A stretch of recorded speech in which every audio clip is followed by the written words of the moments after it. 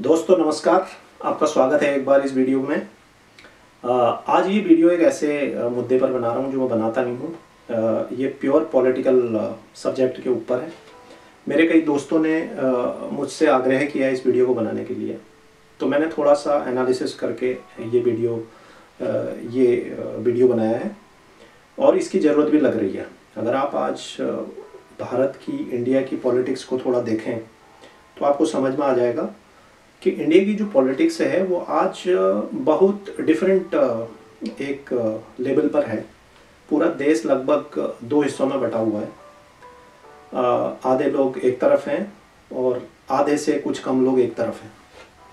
अब और पूरा मीडिया भी बटा हुआ है, तो इसलिए जो तथ्य हैं, जो फैक्ट्स हैं, उनको बड़ा तोड़ मरोड़ के लोगों के सामने पेश किया जाता है और एक आम जनता को वो चीज़ें समझ में आती भी नहीं है, क्योंकि पब्लिक अपने हिसाब से चीज़ों को एनालाइज करती है, अपने आसपास की चीज़ों को एनालाइज करती है।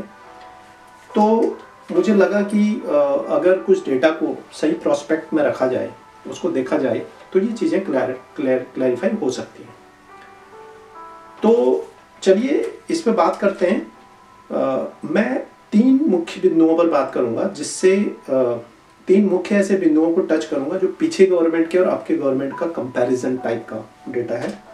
सबसे पहले इकोनॉमी पर बात करेंगे, फिर आपका इंटरनल सिक्योरिटी बहुत इंपॉर्टेंट फैक्टर होता है किसी भी देश के लिए, उस पर बात करेंगे, और तीसरा इंपॉर्टेंट पॉइंट होगा करप्शन, मैं उस पर बात करूंगा। और उसके अलावा कुछ और एक आध ऐसे और मुद्दे भी होंगे जिन पर मैं बात करूंगा। तो चलिए इकोनॉमी से शुरू करते हैं। तो अगर मैं इकोनॉमी से शुरू करता हूँ, मैं नेट से कुछ डेटा को मैंने एनालाइज किया है, उसको देखा है, उसके हिसाब से मैं आपको बताता हूँ।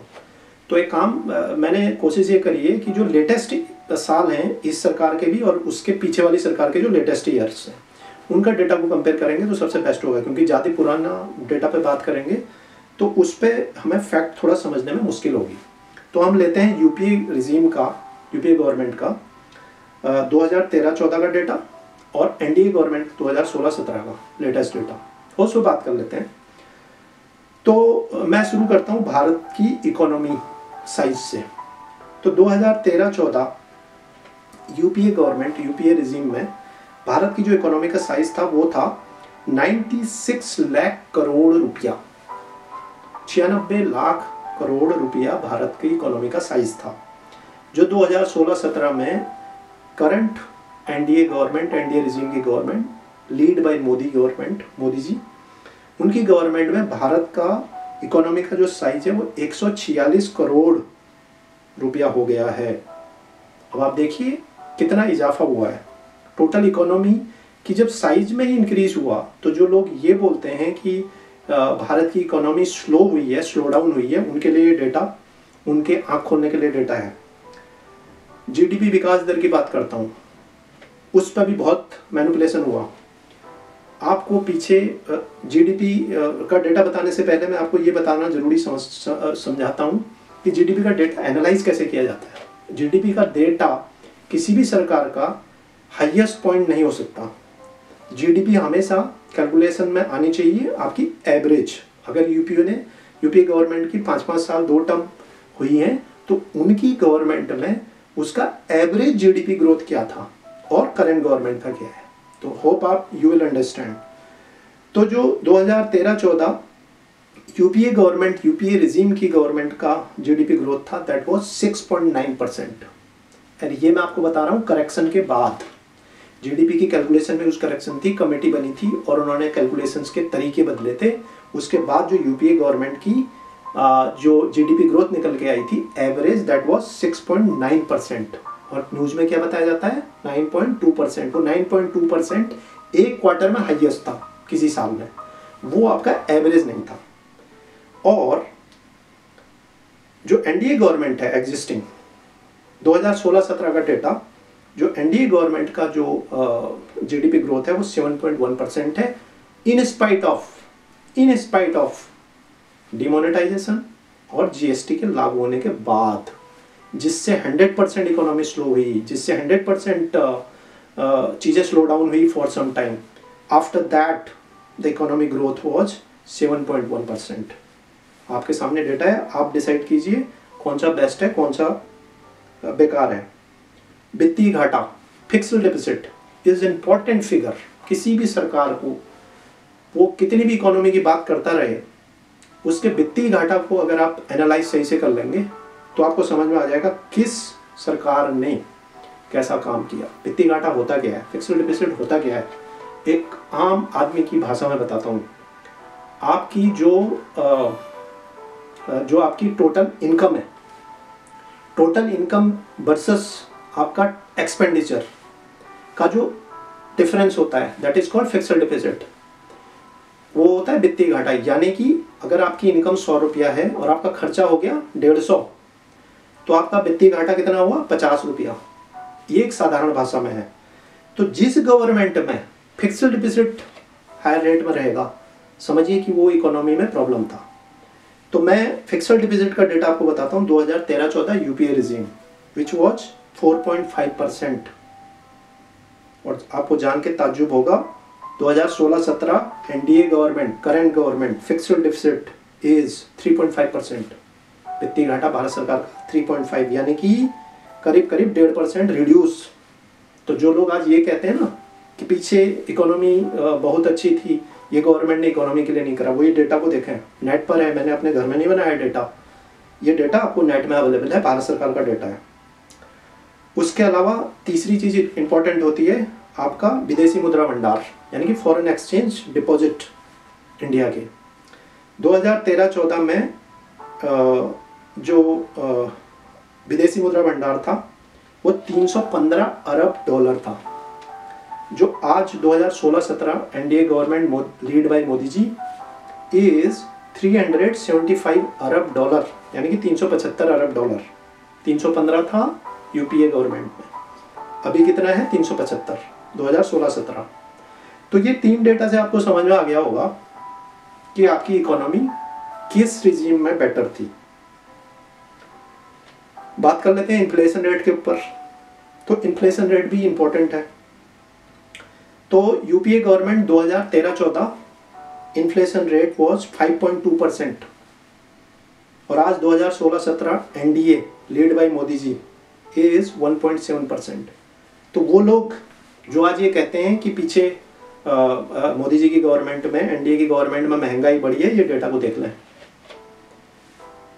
5.2% से ये 1.7% है। तो किसकी सरकार में महंगाई ज़्यादा है, ये इससे पता चलेगा। इसके अलावा एक और डेटा बता देता हूँ, कंज्यूमर प्राइस इंडेक्स, सीपीआई जिसको बोलते हैं, जिससे सारे गुड्स का एवरेज निकल के आता है। वो यूपीए रिजीम 2013-14 में था 9.4% और 2016-17 एनडीए गवर्नमेंट यानी कि lead by Modi ji is 4.5%। देख लीजिए डिफरेंस, आपको खुद समझ में आ जाएगा कौन सी गवर्नमेंट अच्छा कर रही है। आगे बढ़ते हैं। इसके अलावा आप देश में कैसे देखते हैं एजुकेशन के, एजुकेशन में कितना किस सरकार ने कितना एजुकेशन के ऊपर खर्चा किया। तो यूपीए गवर्नमेंट का expenditure on education during UPA government was ₹65,867 crore, which has increased in NDA government lead by Modi ji, and this is 2017-18 data. This is increased 79,868 crore. आपके सामने डेटा है। इसके अलावा और भी बहुत सारे तरीके होते हैं इस चीज को देखने के। यूपीए गवर्नमेंट में टोटल यूनिवर्सिटी कितनी थी, वो थी आपकी टोटल यूनिवर्सिटी यूपीए 2013-14 में 723 और एनडीए गवर्नमेंट में ये हो गई हैं 799, यानी कि करीब 76 नए यूनिवर्सिटी इंडिया में बने हैं। इसी तरह से स्कूलों का डेटा भी है नेट पर, आप उसको देखिए तो आपको पता चलेगा किस गवर्नमेंट ने एजुकेशन के लिए ज़्यादा खर्चा किया है, जो बहुत ज़रूरी है अगर आपको किसी देश में उसको आगे लेके जाना है तो। और वो भी खासकर इंडिया टाइप इकोनॉमी, जहाँ पे करीब करीब आपके 40% और 35 to 40% पीपल आर अंडर 35। आगे बढ़ते हैं, टैक्स कलेक्शन पर आ जाइए, क्योंकि अगला इंपॉर्टेंट है आपकी जो इनकम है वो कैसे बढ़ती है, टैक्स कलेक्शन पर आ जाते हैं। तो करंट एनडीए गवर्नमेंट टेन्योर में tax collection increased on highest level of last 10 year। Excise duty का एग्जांपल लेते हैं। 2013-14 यूपीए रिजीम में टैक्स कलेक्शन हुआ था एक्साइज ड्यूटी का 1.70 लाख करोड़। कितना? 1.70 लाख। सारा नेट पर है, अपने मन से कुछ नहीं बता रहा, आप नेट पे गवर्नमेंट का डेटा है। जो कितना बड़ा 139%, करीब करीब 140% बड़ा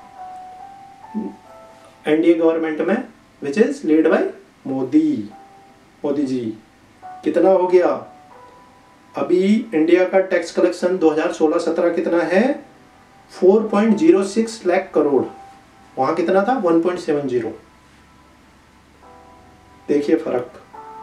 total tax collection 2013-14 UPA regime was 12.27 lakh crore, यानी कि 12.27 लाख करोड़ इन यूपीए गवर्नमेंट, जो करीब करीब 50% बड़ा है एनडीए गवर्नमेंट में। ये एनडीए गवर्नमेंट की फिगर है 12.27 करोड़, जो यूपीए में था 8.16, तो करीब करीब 50% की बढ़ोतरी टोटल टैक्स कलेक्शन में, including income tax, property tax, आपका इंडस्ट्री टैक्स, जो सारे टैक्स होते हैं वो सब करीब करीब 50% मोदी गवर्नमेंट में बढ़े हैं। ये सारे फैक्ट आपको इसलिए बता रहा हूँ कि जो लोग इसके अलावा बाकी टैक्स का भी आप कैलकुलेशन देख सकते हो। अगला इंपॉर्टेंट फैक्टर क्या है? हेल्थ पे किसने खर्चा करा, यानी कि वेलनेस इज इंपॉर्टेंट, राइट? तो अगर वेलनेस इंपॉर्टेंट है तो आपका हेल्थ पे किसने कितना खर्चा किया, एक्सपेंडिचर किया, क्या प्रोविजन है आपके देश के? 2013-14 UPA regime spend only 1.2% of GDP. 1.2% GDP का एक्सपेंस किया हेल्थ के ऊपर 2013-14 में यूपीए रिजीम ने। जो मोदी जी की गवर्नमेंट जो है, lead by Modi NDA government, it increased significantly 0.2%, which is 1.4% 2016-17।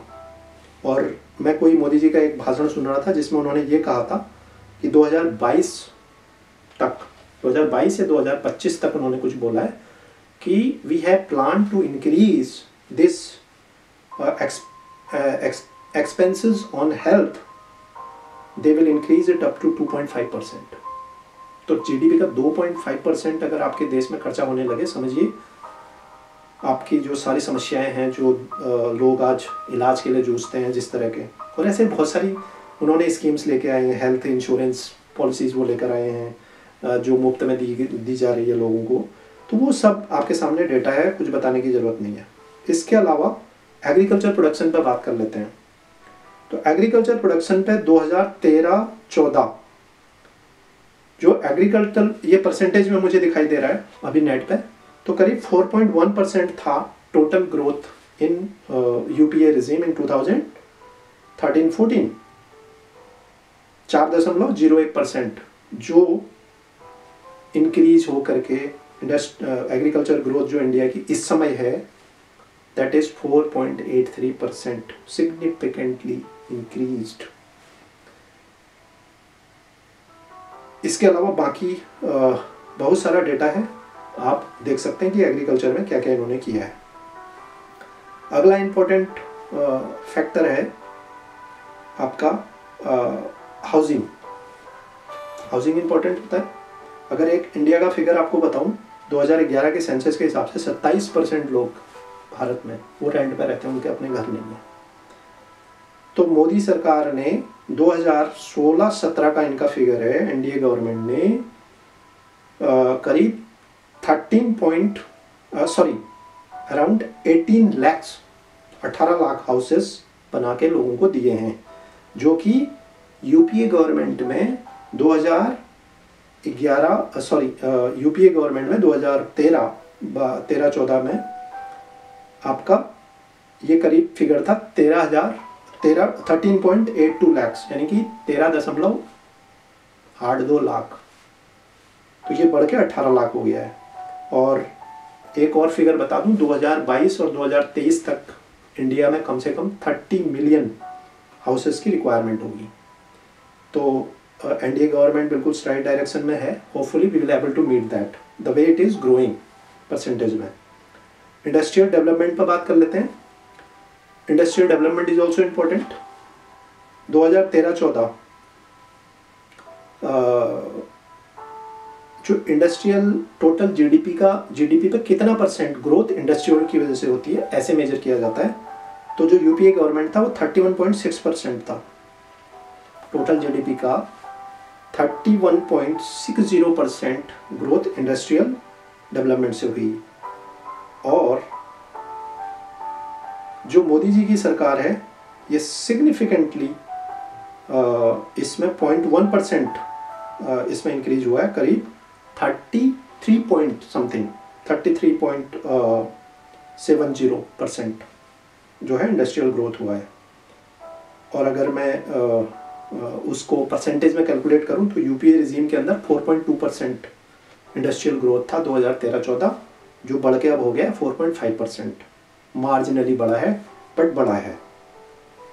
इसके अलावा आगे इम्पोर्टेंट है foreign FDA, foreign direct investment, very important figure कि बाहर से कितने लोग आके देश में इन्वेस्ट करते हैं। ये भी आंकड़ा चौंकाने वाला है।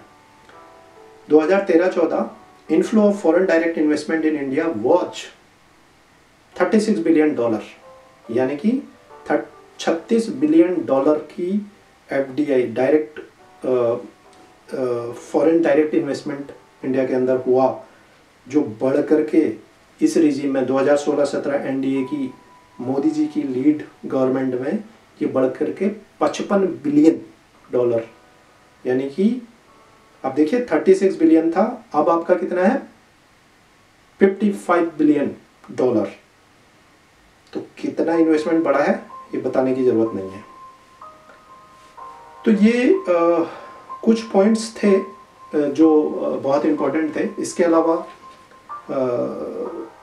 जो आपका ये तो इकोनॉमी की बात होगी। इसके अलावा आप इंटरनल सिक्योरिटी पे बात कर लीजिए। इंटरनल सिक्योरिटी में आप पूरे 70 साल का रिकॉर्ड उठा के देख लीजिए। पीछे अगर चलिए 10 साल का उठा के देख लीजिए, कितनी आतंकवादी घटनाएं देश के अंदर होती थी। मैं दिल्ली में रहता था आज से करीब 10 साल पहले। तो दिल्ली में ओखला के अंदर, नेहरू प्लेस के अंदर, कालका जी के अंदर, पार्लियामेंट में डायरेक्ट आतंकवादी हमले हुए, सीरियल बम ब्लास्ट होते थे, पूरे देश के अंदर होते थे।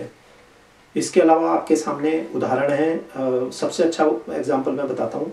उन दिनों जब हम गाड़ियों में सफ़र किया करते थे, पब्लिक बसों में या ट्रेन में या कहीं, तो आपको ये स्लोगन बहुत कॉमन मिलता था, अपनी सीट के नीचे देख लें कोई लावारिस वस्तु मिले तो उसको रिपोर्ट करें। अभी ये स्लोगन नहीं है। अब ये पिछले 4 साल में आप उठा के देख लीजिए, एक भी आतंकवादी घटनाएं इंडिया के अंदर नहीं हुई हैं।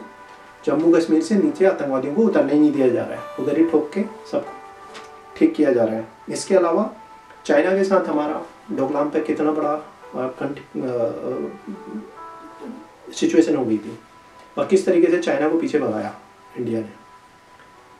इसके अलावा उड़ी में जो आतंकवादी घटना हुई, उसके अगेंस्ट में जो सर्जिकल स्ट्राइक हुई, वो आपके सामने एग्जाम्पल है।